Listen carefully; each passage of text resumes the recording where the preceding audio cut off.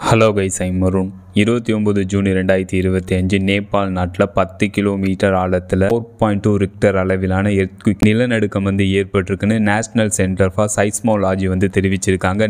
நேபாள் நாட்டில் ஏற்பட்டுள்ள இந்த 4.2 ரிக்டர் அளவிலான இந்த எர்த்குவிக் இந்த நிலநடுக்கத்தினால நேபாள் நாட்டில் எந்தளவு டேமேஜ் ஏற்பட்டிருக்குன்னு இதுவரைக்கும் எந்த நியூஸும் வெளியாகலை. நேபாள் நாட்டில் ஏற்பட்டுள்ள இந்த 4.2 ரிக்டர் அளவிலான இந்த எர்த்குவிக் இந்த நிலநடுக்கம் டெக்டானிக் பிளேட் மூவ்மெண்ட்னால ஏற்பட்டிருக்கு.